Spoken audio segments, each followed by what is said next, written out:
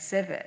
I'm like, you know what? And she's like, you know that one you show? So that was the first hint. That was like in 2020 that I knew that somebody made this, an individual person, much less a young boy. So now I start getting interested. So that's how I had already been reading about his life, and somebody asked me to do a talk, and so then I'm like, okay, I guess I read a whole bunch of stuff about him.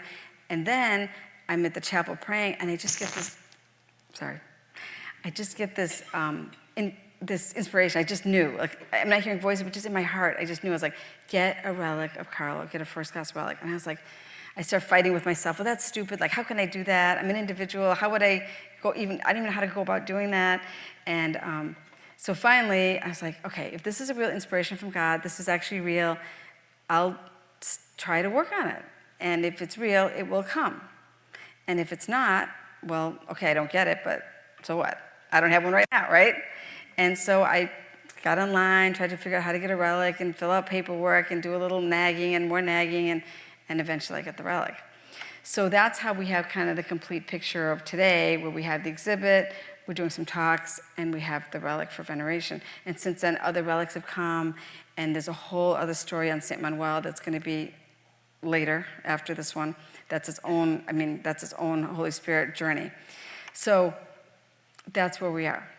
So what do I know about, that's how I got involved, because people always want to know that. So what, I'm thinking a lot of you know about Carlo already, because he was just canonized. There's a ton of movies out and videos, but just in case, let me kind of wrap it up in like a quick little biography of him.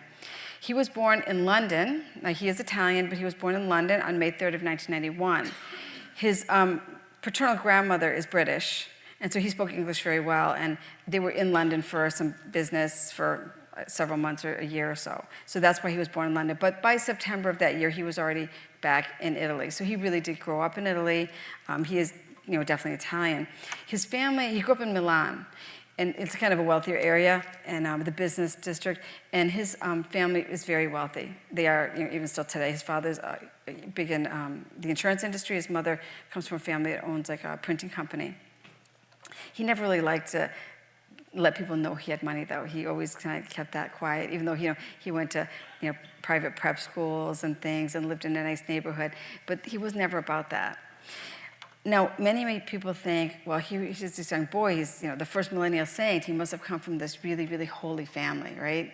And we think about Saint Therese and a lot of other saints. There's many saints where mother and daughter are saint, father and son, parents and other children are saints, and so it would be, normal it would be understandable to think that Carlo also came from a very holy family. And the reality is, his parents really didn't practice the faith.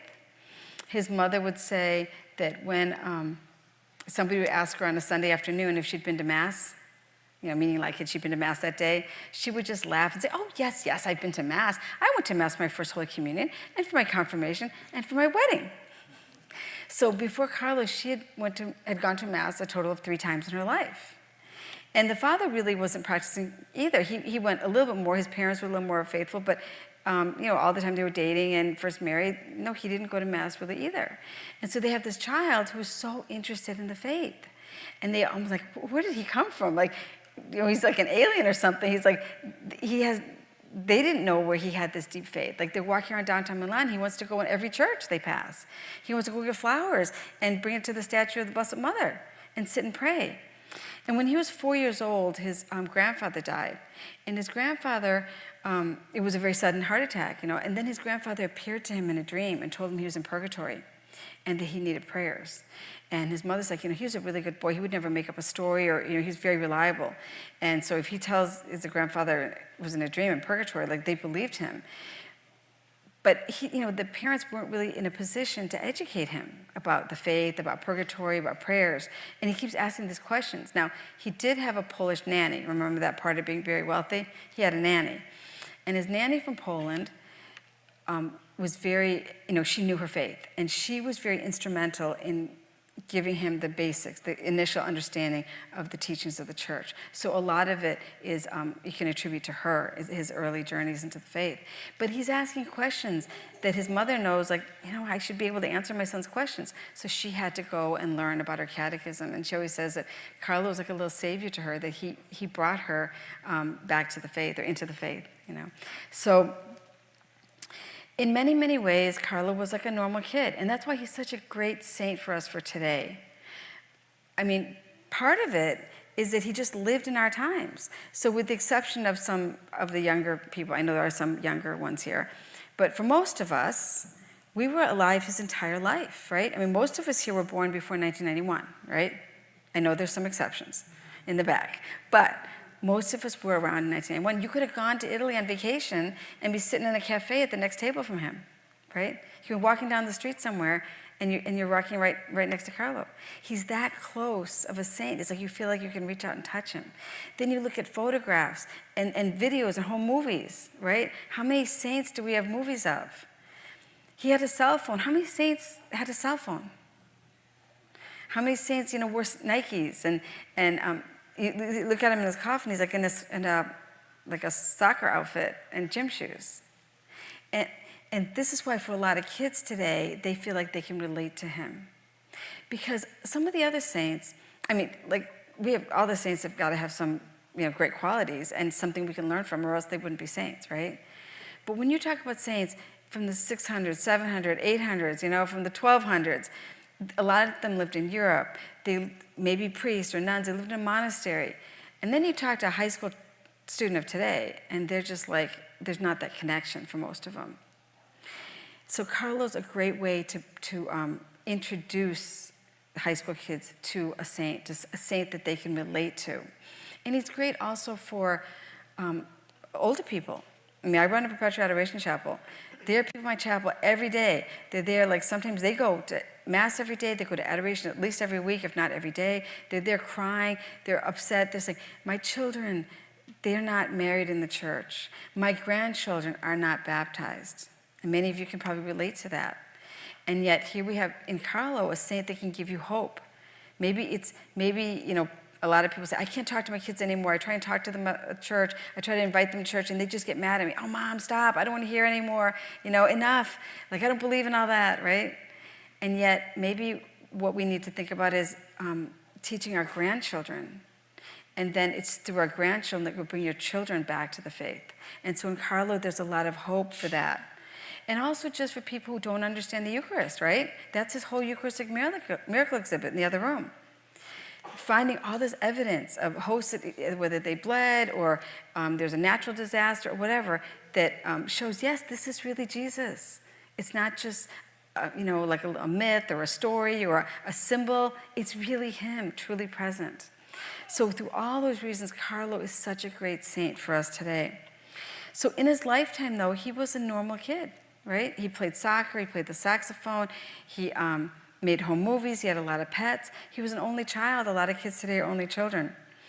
But he was also different. His friends knew that they'd be out playing soccer, they'd be hanging around, they'd be doing fun stuff after school, and at a certain point, he was going to withdraw, and he was going to go pray. He went to Mass every day.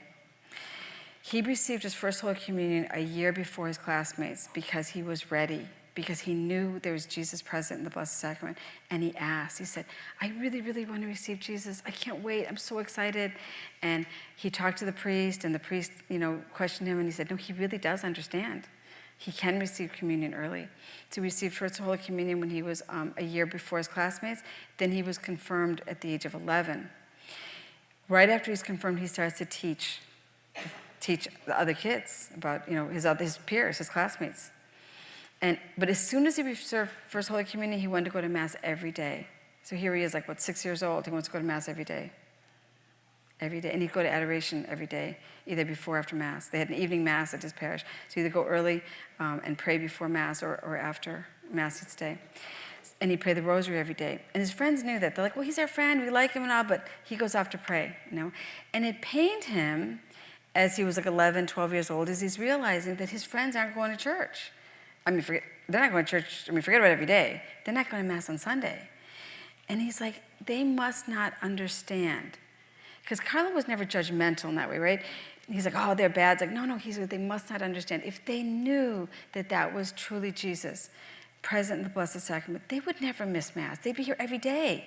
So it has to be that they don't understand. So what can I do? That's what Carlo's saying. What can he do? I can educate them. And so for both his students in CCD and his classmates and anybody else, he wanted to educate them. And that's where that exhibit came from. He made that exhibit at the age of 11 and 12 years old. So think about that. I mean, he can't drive. So every weekend he's dragging his parents out. Oh, I heard in this town there was a Eucharistic miracle. Look, can we go there? I want to go and take pictures. And I want to interview the priest and sacristan. I want to find out, read the documents about it. And then he'd go home and put it on the computer. So every weekend he's taking people around Europe, his family around Europe, to research and to learn about these different miracles so that he could share with other people. In Carlos' lifetime, as amazing as that is, okay, there's 187 posters. When he first made it, it was 159. So you'll see a few that were made after he died. Don't let that confuse you. They added a few more, but the vast majority, the concept, the initial work, the first 159 posters are ones that he did. So don't get tricked by the 2 or 3 that have a later date. After he made that, he made 3 more exhibits. He made one on Hell, Purgatory, and Heaven, 160 posters. Another one on angels and demons, about the same size. And he was working on the Blessed Virgin Mary when he died at the age of 15 and a half. I also have printed Hell, Purgatory, and Heaven. So if Father wants that in the future, we can also provide that one. But it uses the same stand, so I have to take this one offline. But it's a whole other thing. It's another amazing exhibit. So this is what he was doing. He wanted to share the faith with as many people as he could. And so many people, he just had such a love for Jesus and the Blessed Sacrament. People were converting all around him. There was a man at the house. I mean, okay, remember, they're very wealthy, so they had a lot of servants. And the man who was like the, I guess, head butler or whatever, the head of the household, he was a Brahmin, from not India, but Mauritius, and his father was a Brahmin priest and a high class, and he just kept telling him about Jesus and the Blessed Sacrament, and that man asked to be baptized. He wanted to receive as well. And then that man's mother came at some point, and then he converted her too. And it wasn't like, oh, you have to believe. It's just he was just brimming over with excitement and sharing, you know.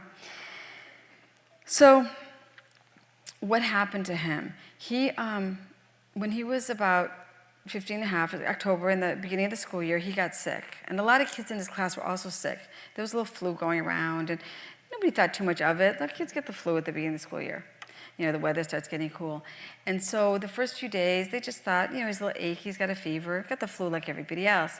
But like a week later, he's starting to get worse, and his classmates are better, and they're back to school. So now the parents are starting to wonder, like, maybe something's more wrong with him. And they finally, they took him to the doctor in the hospital, and it turns out he had a very acute form of leukemia. And from the first day they didn't feel that well until the day he died was about 10 days. He was only in the hospital for about 2 or 3 days. It was very quick.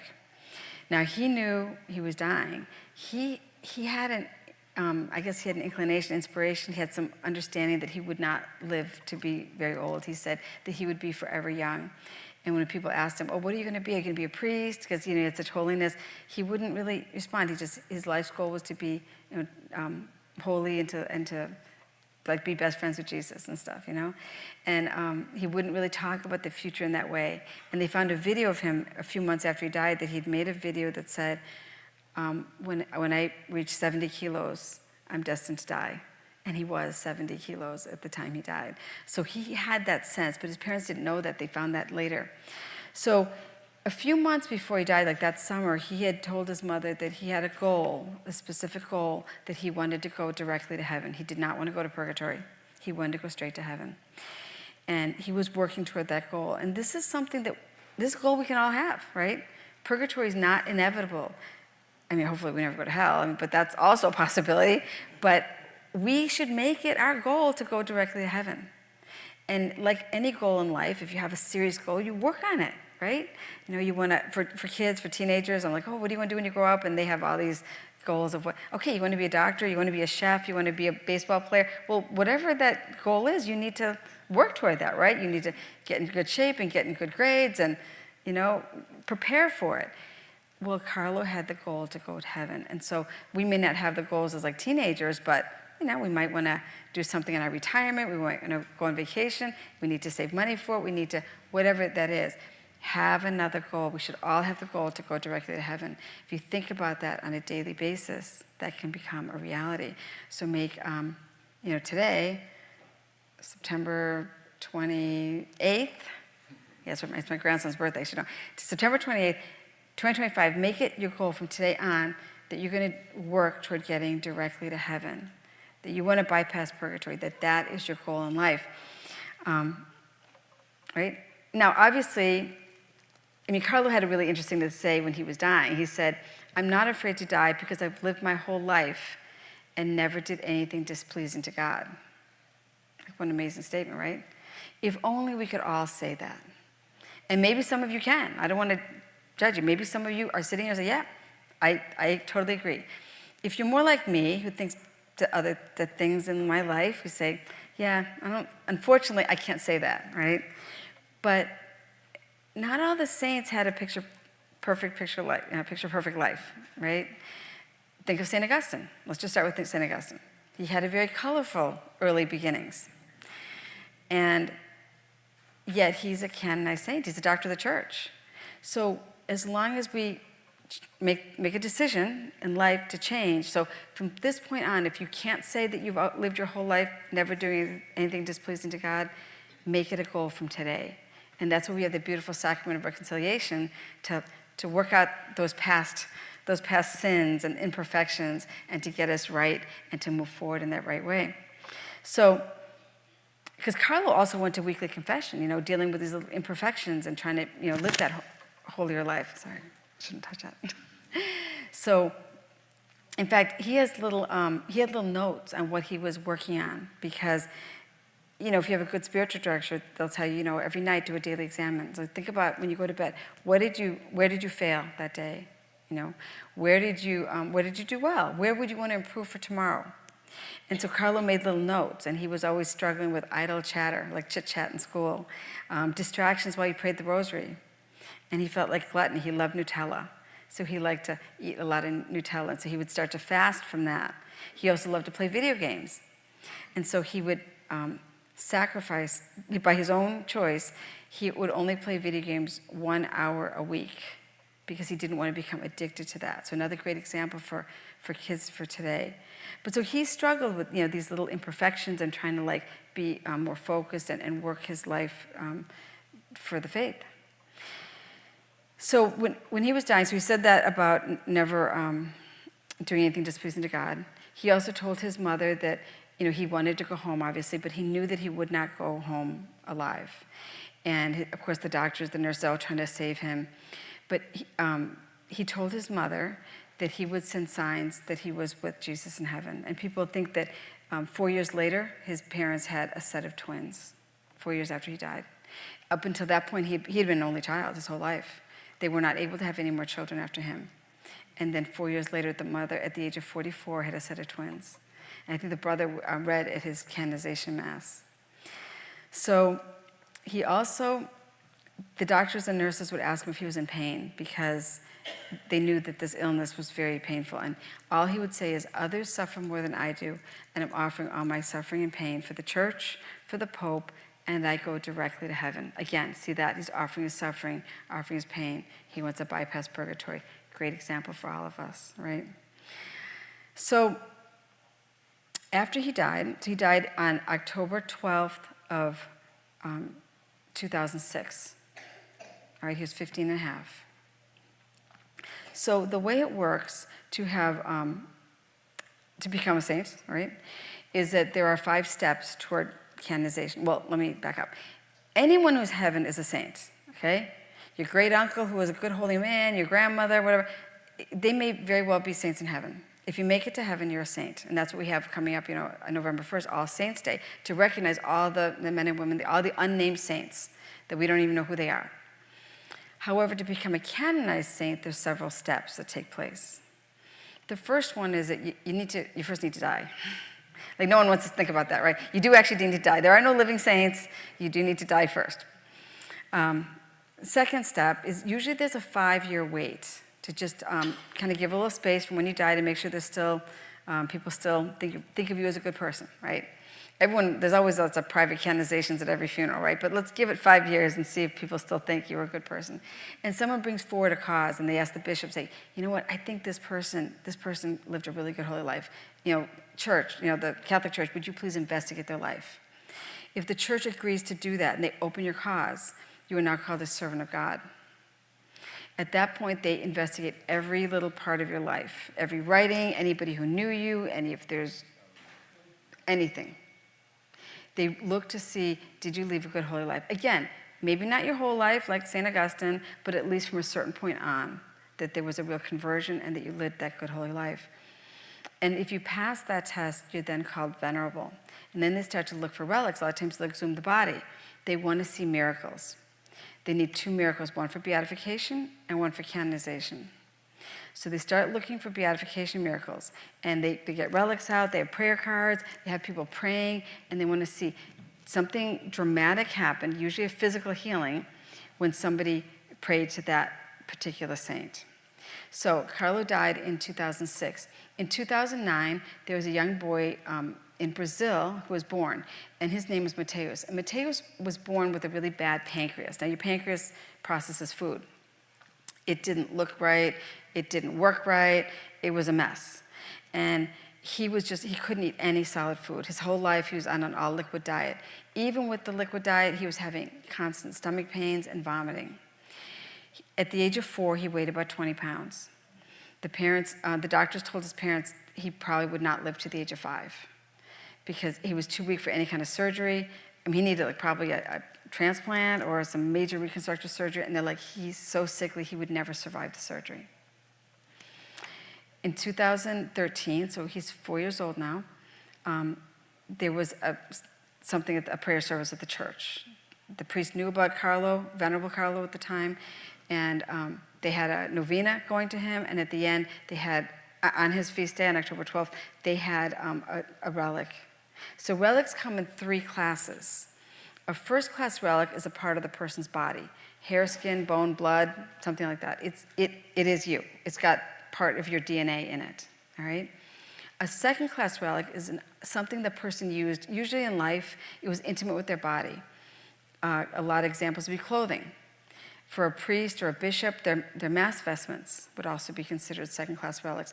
It could be a Bible or breviary, something that they touch and they use on a regular basis. A third-class relic is a blessed or holy object that touches a first or second-class relic. So today, we have all the relics, not just of Carlo, but also St. Manuel, St. Maria Goretti, St. John Bosco, St. Jose Sanchez del Rio. Make yourself third-class relics. If you have a rosary, a scapular, a miraculous medal, anything like that, touch that. There's prayer cards over there too. You can take a prayer card. Touch those to the relics and you'll make a third-class relic. If you are married, your wedding rings were blessed at your nuptial mass. Those are considered sacramentals. Touch your wedding rings to those, all right? So back to Mateus, little 4-year-old Mateus, very, very sick, vomiting all the time. They're at the service now, and there's a second-class relic, a shirt from Carlo. And his mother tells him, ask Carlo for something, pray, we're going to go up and touch a relic. He's 4 years old. He spent his entire life vomiting and with stomach pains. Not a big surprise. He asked to stop vomiting. He was instantly and miraculously cured. He went home that night. His older siblings were eating steak for dinner, and he wanted to eat steak as well. And he kept it down. This is his first solid food. Steak's not usually your first solid food, right? All of you parents and grandparents, right? You start with rice cereal. After breast milk, you start with rice cereal, right? Not steak. And he's fine. They go to the doctors, and the doctor's like, what happened? How did this? There's no scar. There's no incision from a transplant. He's eating. He's not vomiting. And they do all the testing to see, and it looks normal. This is a brand new, normal-looking pancreas. So that was the miracle that was used, that was approved, accepted for his beatification. Carlo was beatified on October 10th of 2020, 10/10/20. The rule is now, you can't just come up with another miracle. Oh, we have these 10 different miracles. Take one for this, take one for... No. After the point of beatification, you need another miracle that has to take place after that point. So now after 10/10/20, we got to look for a new miracle. A few years later, there was a young woman from Costa Rica, and she was an exchange student studying in Florence, in Italy, and she was riding her bicycle, and she fell really hard, and she really cracked open her skull. There was so much swelling in her brain that they had to actually remove a part of her skull to relieve the swelling. She was considered brain dead. There was no chance of recovery. They called her parents from Costa Rica. They come flying up and to be with her, and they're like, there's really no hope. A few days after sitting with the daughter, the mother left the hospital bed in Florence, and she went to Assisi, to Carlo's body, because his body's lying in a glass coffin in Assisi, and she prayed before Carlo. And at that moment, the daughter started doing better. She's on a ventilator, now she can breathe on her own. And within like a week, she's awake and talking, and I mean, she made a miraculous recovery in a very, very short period of time. And so that was the miracle that was used for his canonization. There was also another big miracle that happened like a year and a half ago in right here in the Albany Diocese down in Glenville, of a young baby, like a 3-week-old baby. And that was thoroughly investigated. And that happened with the relic that's here. And that was thoroughly investigated, and the bishop got involved, and they interviewed the hospital and everything, and they were so excited. The bishop submitted, and they were hoping that that would be the miracle for canonization. But I did know that the other one was already in progress. Like, you only submit one at a time, and the one about the girl was already in the works, and that was what was accepted. But the one in Glenville was also very dramatic, that I think, could definitely have been, if that happened first. So those are his 2 miracles for beatification and canonization. So I just want to mention, unless somebody has questions specifically on Carlo, I mean, there's tons of stories we can tell about Carlo and things, but like I said, there's books and videos. I want to talk a little bit about the miracles, unless someone has a question about him specifically. Okay. I mean, I'll be here afterward too. You can talk to me too. So the miracles are all different categories of miracles. If you go look at, the way they're set up is by country. Like there's a map of the country and then all the cities within that country in alphabetical order. But they come in different classes. So there's some involving animals. There's like St. Anthony, he's in Italy, in Rimini, and he has something with a mule. Mule. They starved this mule, and it was a bet between him and a heretic. And the heretic says, that's not really the Blessed Sacrament. That's not true. That's not really Jesus. And St. Anthony said, yes, it is. Yes, it is. And they agreed to this bet that they would starve the heretic's mule for 3 days, and then they're going to all come back to the town square. I mean, there's no television, there's no internet back then. This was the entertainment for the town, right? So they're all going to come meet in 3 days, and they're going to see what happens, because St. Anthony's going to bring out the Blessed Sacrament, and the heretic's going to put the food right in front of the mule, and they're going to see what he did. And that's what happened. And the donkey or mule or whatever it was came up. He bypassed the food. He walked right past the food. He hasn't eaten in 3 days. Bypassed the food, and he goes up to the monstrance, and he kneels down. However, a donkey kneels. He knelt down and gave reverence. So the heretic was converted in all the town. Okay, so there's other stories with animals. There's stories where people steal the host, so don't ever do that. Very bad idea, for a whole lot of reasons. And there's stories of sometimes something happened and the bishop came to understand that a church or chapel should be built there. There's natural disasters. That there was a tsunami in Colombia, and it was going to wipe out this whole island. And the priest went out with the monstrance, and his parishioners behind him. And he held the monster, and the wave comes up, and then it just goes back. So it saved the island. And then there are a whole class of them where the host changes and starts to bleed or turns to flesh and blood. So I want to just kind of talk about those for a minute. And there's the first one that we know about was in Lanciano in Italy, around like 750-ish. And it's still in Italy. Like, I was just there last October. I went to Lanciano. You can see it. The host turns into actual flesh, heart tissue flesh, and the blood, and the precious blood, and what was wine after consecration, the blood of Jesus, coagulated to 5 droplets of blood. The understanding is the 5 drops, the 5 wounds, the hands, the feet, and the side. And they are still there. And all sorts of experiments have happened with that. But recently, we've had more similar type things. In Mexico, in Poland, in Argentina. And so I'm just going to kind of tell a story. I'm going to lump them all together and tell a little story about those. So basically, the host would be found somewhere after Mass. So maybe the sacristan or Eucharistic minister would come to Father and say, Father, in the back of the church we found this, or in the poor box or something, there's a host. Like, we don't know where it's from or what to do. So Father can consume it. That's fine. But sometimes it's like really dirty or dusty. He doesn't really know the origins, and he might not feel comfortable consuming it. The other option is you can take it and put it in water and put it in the tabernacle, and it'll dissolve, and then you put it in the back of in the sacristy. There's a special sink where you put anything from Mass down there. It doesn't go into the regular sewage system like every other sink in our life. It goes under the church like holy ground. So that's what the intent was. But then they would come back a week later, and the host didn't dissolve. It's kind of changing. It's got like some red in it, or it's like what is this? Like, what's happening? So they don't know. They just put it back. Well, we'll come back next week and check it again. And next week, and next week. So now this can go on for weeks, months. Like, there's no class in seminary that teaches what do you do with the host that's changing to flesh and blood, right? And sometimes the bishop doesn't know what to do with it. And they're just like, well, just leave it alone. We'll figure it out later, right? So eventually there are some people who have been studying these, and they ask for permission from the bishop. Can we take a sample and can we look at it? Well, what do they find? They always find it's human blood, without question, human blood. It's blood type AB, which is a very common blood type. It's a rare blood type, but it's a very common blood type for people in the Middle East.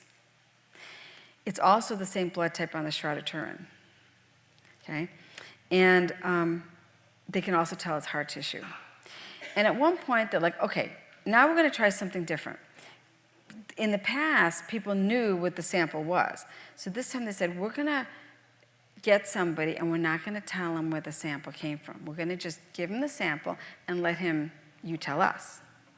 So they found Dr. Frederick Zuckerby. He's down here. He's in New York, down in Rockland County. He's passed away now, but I think his widow may still be alive. And he was a premier forensic pathologist, so he deals with dead bodies. And he wrote a book on cardiology, like the perfect person. He knows about the heart. He deals with dead bodies. Okay, we're going to give him a sample, but we're not going to give him any information. And that's what they did. So here is what his findings were. Again, same as the other people. It's heart tissue. It's type AB blood. It's human. It's human blood, human DNA. And here's exactly what he said. He said, this patient had blood clots. He must not have been able to breathe at times. He wasn't getting enough oxygen. Every breath must have been painful for him, and he must have been utterly exhausted. He probably received some blows to the chest. Furthermore, the heart must have been dynamically active, meaning living, at the moment when you brought me the sample. We found intact white blood cells, which can only be transported by the bloodstream. So if there were white blood cells present, it can only be because you brought it to me while it was still beating. So what is he saying to them? He's saying, what kind of crazy monsters are you, and who did you just kill?